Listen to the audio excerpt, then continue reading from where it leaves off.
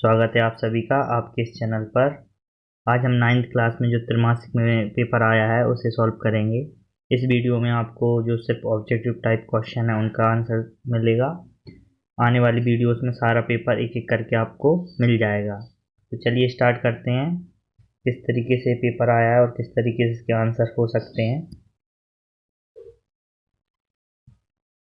देखिए, पहला क्वेश्चन है सही विकल्प के रूप में, जिसमें 125 की घात 1/3 125 की घात 1/3 है।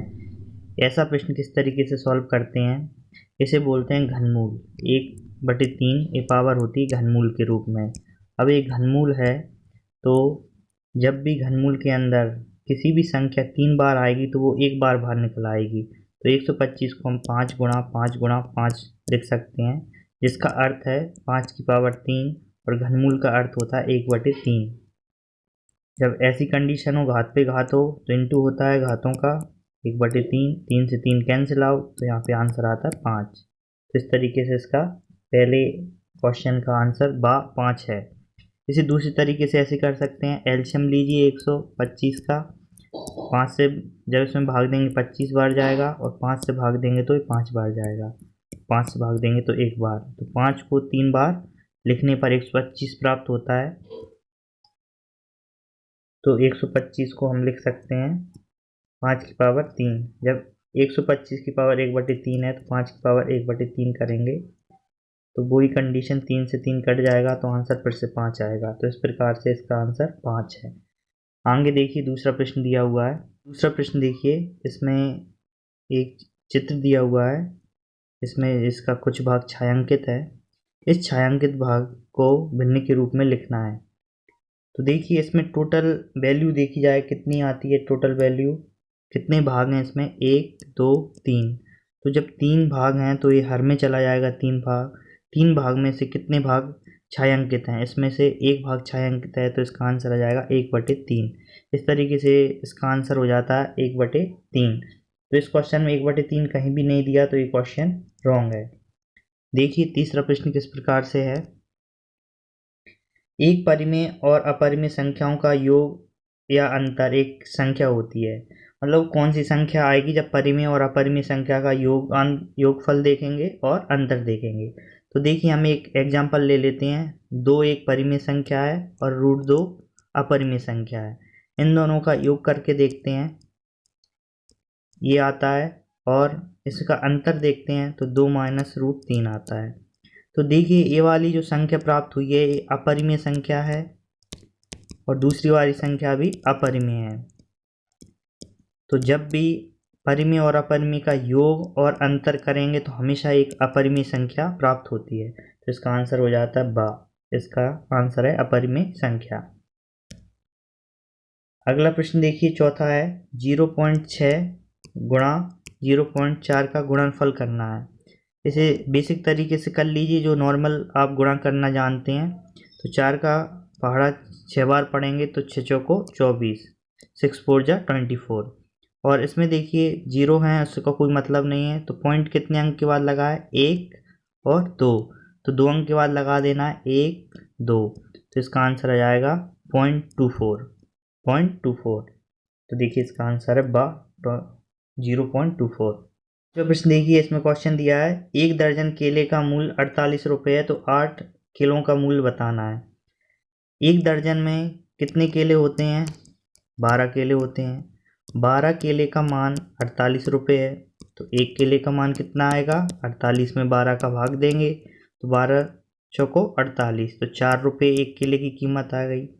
जब 1 केले की कीमत 4 रुपये है तो 8 केले की कीमत 4 का गुणा कर देंगे। 8 चौको 32, 8 4 जा 32, तो 32 रुपीज़ के केले हो जाएंगे। इसका भी आंसर बा है। देखिए, छठवां क्वेश्चन क्या है?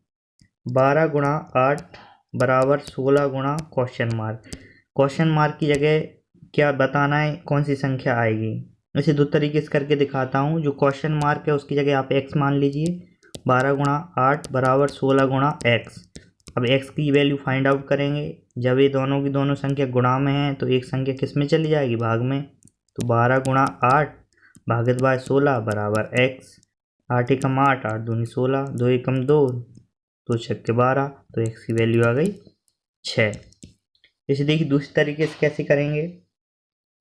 12 गुणा 8 बराबर 16 गुणा, यहाँ पे देखना है कौन सी संख्या आएगी। आप देखिए 16 किस तरीके से प्राप्त किए जा सकते हैं। अगर 8 में मैं 2 का गुणा कर दूं, 8 में अगर मैं 2 का गुणा कर दूं तो 16 प्राप्त हो रहे हैं। अब इसमें 2 का गुणा किया है तो हमें 2 का ही क्या देना पड़ेगा, भाग, तभी ये समीकरण सही रूप से आ पाएगा। तो इसमें 2 का भाग देंगे तो 2 छक्के 12, तो इसका आंसर भी 6 आता है। तो इसका आंसर आ जाता है 6। आपको जो तरीका अच्छा लगता है वो कर सकते हैं। प्रश्न नंबर 2 देखिए, रिक्त स्थानों की पूर्ति कीजिए। इसमें पूछा है 5728 में संख्या 7 का स्थानीय मान क्या है। स्थानीय मान और जातीय मान। स्थानीय मान होता है एक, जातीय मान होता है। ये प्लेस वैल्यू कहलाती है, ये फेस वैल्यू कहलाती है। अब प्लेस वैल्यू वो वैल्यू कहलाएगी जिस स्थान पर वो है, जैसे कि इकाई, दहाई, सैकड़ा, हजार, 10,000। जिस संख्या पर वो होगा उसमें उसी संख्या से गुणा करना होगा। कहने का अर्थ है कि यहाँ पे मैं लिखता हूँ 3, 2, 4, 6। अगर मैं 2 का जातीय मान पूछता हूँ तो इसका जातीय मान 2 ही रहेगा, जातीय मान में कोई परिवर्तन नहीं होता। लेकिन इसमें अगर मैं आपसे पूछूं कि इसका स्थानीय मान क्या है, तो इधर से गिनते हैं, इकाई, दहाई, सैकड़ा। सैकड़ा में क्या होता है, 100 होता है, तो 2 गुणा 100 हो जाएगा इसका आंसर। तो इसका आंसर आएगा 200। या फिर ये कह सकते हैं 2 के बाद देख लीजिए कितने अंक है, उतनी 0 लगा दीजिए। तो इसका आंसर देखिए उसी तरीके से करेंगे। तो इसमें पूछा है 7 का स्थानीय मान, तो इकाई, दहाई, सैकड़ा। सैकड़ा के स्थान पर है तो 7 गुणा 100 बराबर क्या जाएगा, 700। या फिर 7 के बाद देख लीजिए कितने अंक है, उतनी 0 है। खाली स्थान का आंसर है 700। दूसरा प्रश्न देखिए, इसमें लिखा है 3/5 में है, 1/5 को घटाने पर प्राप्त होगा 3/5 माइनस 1/5। जब नीचे देखेंगे हर समान है तो एलसीएम भी समान आएगा, और जब समान आएगा तो इसमें से ऐसे कैसे घट जाएंगे, तो 2/5 आ जाएगा। इसका आंसर 2/5 आ जाएगा। तीसरा प्रश्न देखिए, तीसरा प्रश्न क्या दिया है, 50 में 50 भागित बाय 7 में शेषफल का मान ज्ञात कीजिए। जब भी किसी संख्या में भाग देते हैं, जो आंसर आता है उसे भागफल कहते हैं, जो नीचे बचता है उसे शेषफल कहते हैं। जिससे भाग देते हैं भाजक होता है, जिसमें भाग देते हैं वो भाज्य कहलाता है। तो 7 का फाड़ा ऐसी इतनी बार पढ़ना है कि 50 से कम आए, ज़्यादा ना आए। तो 7 7 49, 7 7 49, ये आ गया 49, माइनस करेंगे तो 1 आएगा। तो इसमें शेषफल क्या है, 1 है। यहाँ पे शेषफल 1 आ जाता है। चौथा क्वेश्चन देखिए, बहुपद दिया हुआ है px बराबर 2x + 5 का शून्य बताना है। शून्य क्या होता है, वो संख्या जिससे इसमें मान रखें तो उसका मान क्या आ जाए, शून्य। तो px बराबर 0 रखते हैं तो ये शून्य हो जाएगा। px की वैल्यू क्या है, 2x + 5 बराबर 0। 2x, 5 को पक्षांतर करेंगे बराबर के उधर तो प्लस की चीज़ माइनस में हो जाएगी, और x की वैल्यू गुणा में बराबर के नीचे जाएगी तो भाग में हो जाएगी। तो इसका आंसर है -5/2। पांचवा प्रश्न देखिए, ये लिखा है -3 माइनस कोष्टक में -2 + 3। जब भी माइनस का गुणा किसी माइनस में होगा तो माइनस गुणा माइनस बराबर क्या आएगा, प्लस प्राप्त होगा। तो -3 ऐसे कैसे रहेंगे, माइनस माइनस का गुणा होगा तो प्लस हो जाएगा, 2 + 3। यहाँ पे देखिए दोनों संख्याएं प्लस की, इन्हें जोड़ लीजिए, -3 प्लस दोनों 5 हो गए। अब दोनों की दोनों संख्या कैसी हैं, विपरीत हैं, मतलब विपरीत चिन्ह लिए हुए हैं, ये माइनस का, ये प्लस का।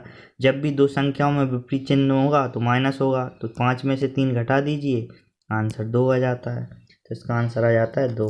क्वेश्चन देखिए, एक घन में कितने फलक होते हैं। एक घन की आकृति है।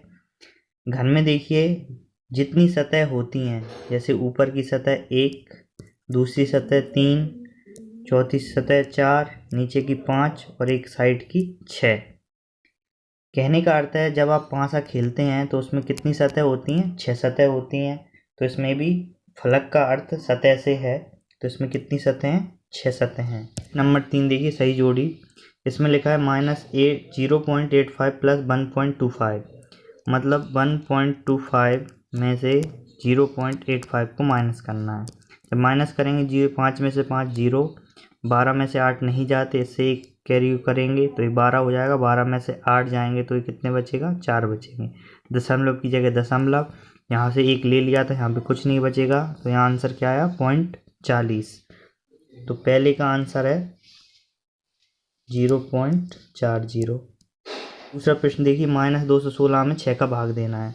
अभी ये माइनस का चिन्ह भूल जाइए आप, सिर्फ 216 में 6 का भाग दीजिए। 6 का पहाड़ा कितनी बार पढ़ें कि 21 से कम आए, तो 6 तिया 18। 21 में से 18 जाएंगे तो यहाँ पे कितने बचेंगे, 3 बचेंगे। यहाँ से 6 ले लेंगे और छकनक 36 हो जाता है, तो यहाँ पे शेषफल 0 हो जाएगा। तो इसका आंसर है 36। अब ये आंसर किस में था, माइनस में, तो ये भी आंसर में किस में आएगा, माइनस में। तो इसका आएगा आंसर -36।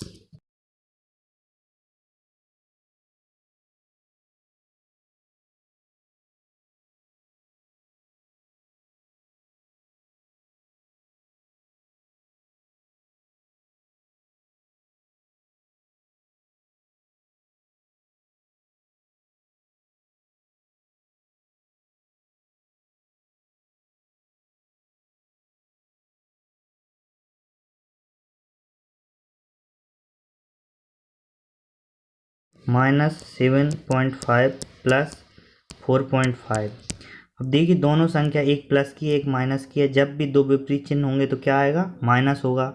बड़ी संख्या में से छोटी संख्या को घटा दीजिए। 7.5 4.5, इसमें से माइनस कर दीजिए इसको, तो 5 में से 5 जाएंगे 0, पॉइंट का स्थान पॉइंट पे आएगा। और 7 में से 4 जाएंगे तो यहाँ पे 3 बचेगा। अब बड़ी संख्या माइनस की थी तो आंसर भी माइनस में आएगा, तो इसका आंसर आ जाता है -3। पांचवा प्रश्न देखिए, 5 में 4 का भाग देना है। तो 4 का पहाड़ा एक बार पढ़ने पर 4 आएगा, माइनस करेंगे तो 1 आएगा। 1 में भाग नहीं जाएगा 4 का, तो 0 बढ़ाएंगे, इधर पॉइंट आ जाएगा। 4 का पहाड़ा 2 बार पढ़ेंगे तो 8 आएगा, इसमें से माइनस करेंगे तो 2 आएगा।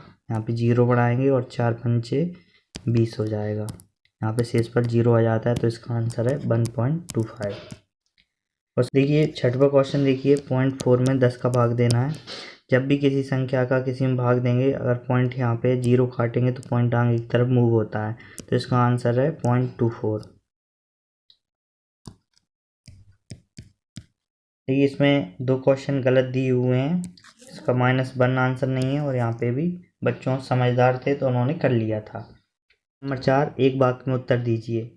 बिंदु 4,1 की x से दूरी ज्ञात करनी है। बिंदु दिया है 4,1, इसमें जो भुज है वो 4 है और कोटि है वो 1 है। भुज को x बोलते हैं, कोटि को y बोलते हैं। इसमें पूछा है x से दूरी बताना है। तो ये देखिए इसमें 4 चतुर्थांश होते हैं। ये पहले चतुर्थांश में है 4,1, क्योंकि ये दोनों प्लस वाली कंडीशन है। पहला भाग x का होता है, तो मूल बिंदु से कितने कदम, 1 2 3 4 पर है, और ये एक्स अक्ष है। इसमें क्या पूछा था, एक्स अक्ष से दूरी दिखानी है किसकी, 4,1 की। तो जो एक्स पर पद आएगा वो सिर्फ भुज आएगा जिसका मान 4 है, तो इसका आंसर क्या आ जाएगा, 4। दूसरा क्वेश्चन देखिए, 250 मीटर कपड़े के थान में से 140 कपड़ा काट दिया जाए, बताएं शेष कितना मीटर कपड़ा बचेगा।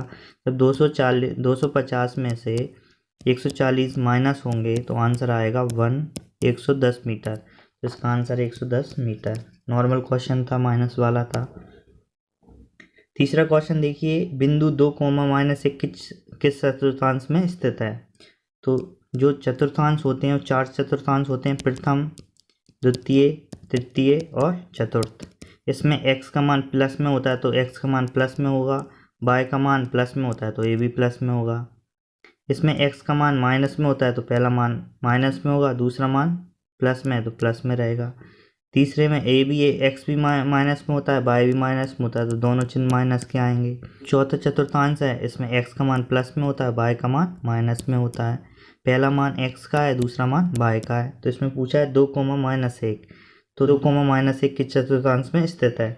तो x का मान 2 इसमें पॉजिटिव रहेगा और y का मान -1 इसमें नेगेटिव है, तो ये इसका आंसर आ जाएगा 4th चतुर्थांश। उसके बाद देखिए चौथा क्वेश्चन है, लड्डू का आकार किस ठोस आकृति के समान है?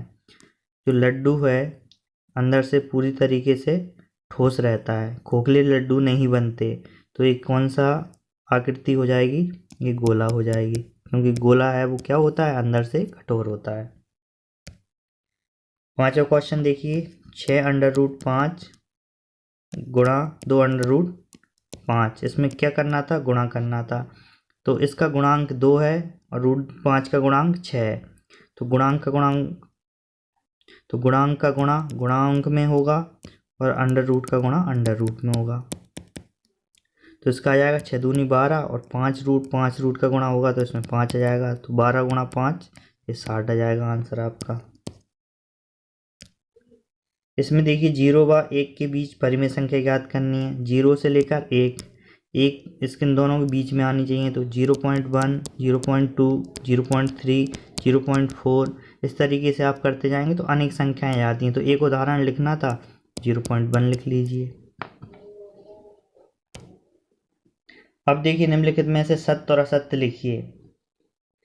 रैखिक बहुपद की घात 1 होती है। रैखिक बहुपद क्या होता है? जिसकी अधिकतम घात क्या हो? 1 हो।